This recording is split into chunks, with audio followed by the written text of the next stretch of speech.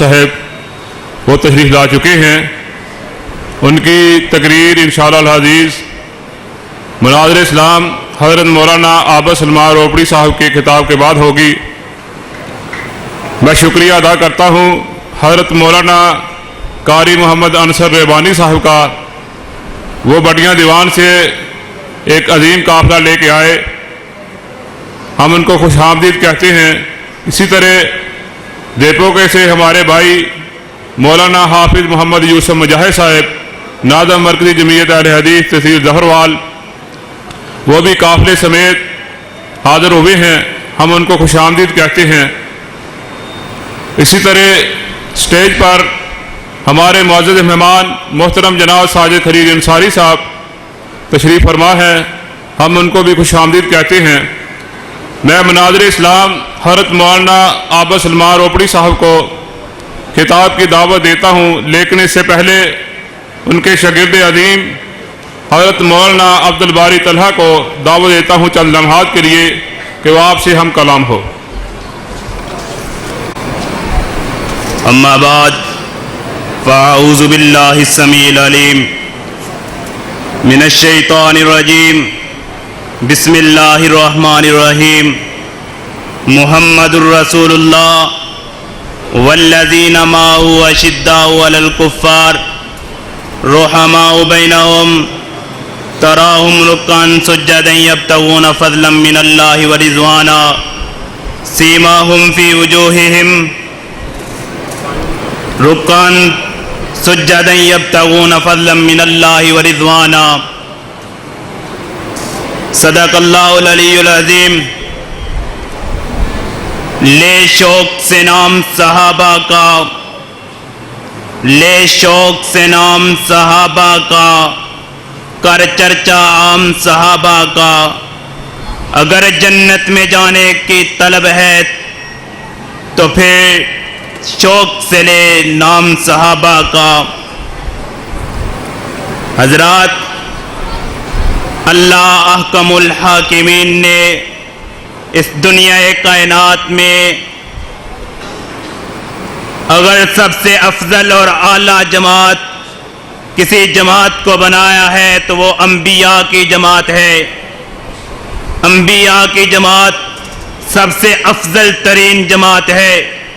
اسی طرح انبیاء میں سے اللہ رب العزت نے نبی مکرم نبی رحمت صلی اللہ علیہ وسلم کا انتخاب فرمایا, اور اسی طرح نبی مکرم نبی رحمت صلی اللہ علیہ وسلم کے انتخاب سے جس طرح انبیاء میں سے ممتاز نبی مکرم صلی اللہ علیہ وسلم ہیں, اسی طرح نبی اکرم نبی رحمت صلی اللہ علیہ وسلم کے صحابہ بھی تمام انبیاء کے اصحاب سے ممتاز ہیں.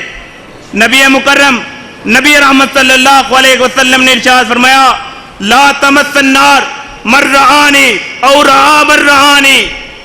جس شخص نے میرے صحابی کی ادنے صحابی کی کو دیکھا اس پر جہنم کی آگ حرام کر دی.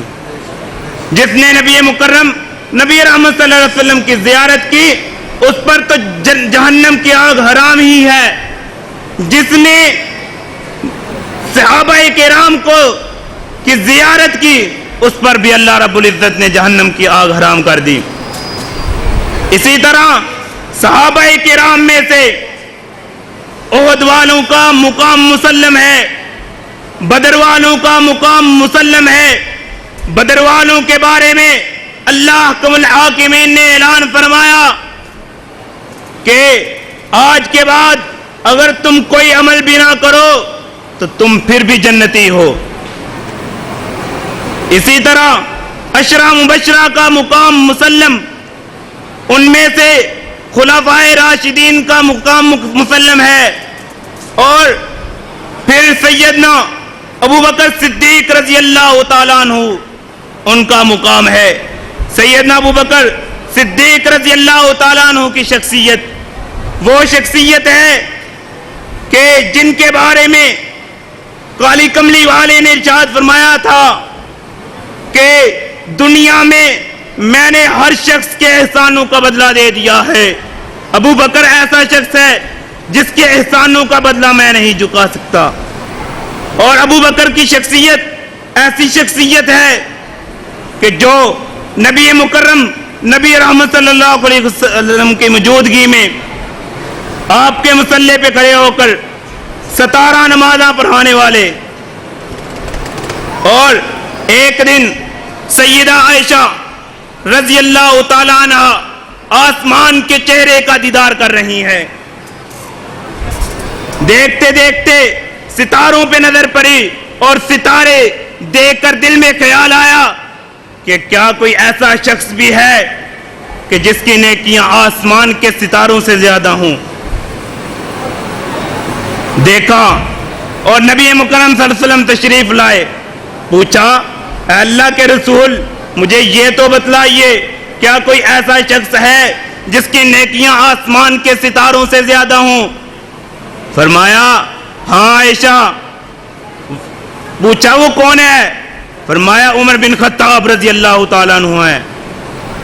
دل میں خیال تھا, دل میں خواہش تھی کہ میرے باپ ابو بکر کا نام لیا جائے گا. جب عمر کا نام سنا تو پوچھا پھر ابو بکر کی نیکیاں کہاں چلا گئی؟ فرمایا تو پوچھتی ابو بکر کی نیکیوں کا ہے اور ترازو آسمان کے ستاروں کو بناتی ہے. ابو بکر کی تو ایک رات کی نیکیاں آسمان کے ستاروں سے زیادہ ہیں. اسی طرح اللہ کم الحاکمین نے سیدنا ابو بکر صدیق رضی اللہ تعالیٰ عنہ کو شان اور مقام دیا ہے. آپ نے کو اللہ رب العزت نے فضیلت والا کہا ہے. کسی صحابی کو قرآن پاک میں اس طرح لقب نہیں ملا جس طرح ابو بکر صدیق رضی اللہ تعالیٰ عنہ کو ملا ہے. ایک دفعہ جب عائشہ رضی اللہ تعالیٰ عنہ پر تہمت لگی تو آپ کا غلام مصطح بن عصاصہ جو اس تہمت میں شریک ہو گیا قسم اٹھا لی کہ میں اس کا خرچہ بند کر دوں گا, نان نفقہ نہیں دوں گا. تو اللہ رب العزت نے قرآن اتار دیا وَلَا يَأْتَلِ أُولُو الْفَضْلِ مِنْكُمْ وَالسَّعَةِ کہ صاحب فضیلت لوگوں کے یہ لائق ہی نہیں کہ وہ ایسا وسعت والے ہوں اور وہ یہ کام کر دیں.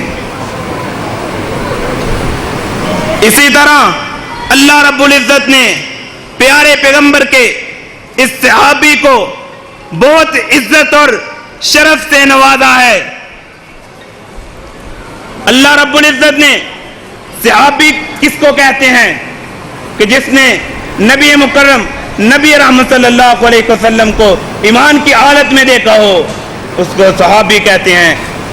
یہ ہم کہتے ہیں لیکن ابو بکر کی شخصیت وہ شخصیت ہے جس کو اللہ رب العزت نے صحابی کا لقب دیا ہے. اذ یقول لصاحبی لا تحزن ان اللہ معنا کہ اور یہ بھی اعزاز حاصل ہے سیدنا ابو بکر صدیق رضی اللہ تعالیٰ عنہ کو جس وقت آپ غارے ثور میں ہیں تو ڈنگ مارا کالے ناگ نے. اس وقت بھی کالا ناگ ڈنگ مارتا تھا, آج بھی کالی زبان والا کالے لباس والا یہ نبی مکرم نبی رحمت صلی اللہ علیہ وسلم کے صحابی سیدنا ابو بکر صدیق رضی اللہ تعالیٰ عنہ کے بارے میں بکواس کرتا ہے. حضرات ان کے بارے میں کوئی کچھ برا کہے یا کچھ بھی کہے ان کی شان میں کوئی فرق نہیں پڑتا. جن کو اللہ رب العزت نے رضی اللہ عنہ و رضوا عنہ کا لقب دے دیا ہے. وما علینا الا البلاغ المبین.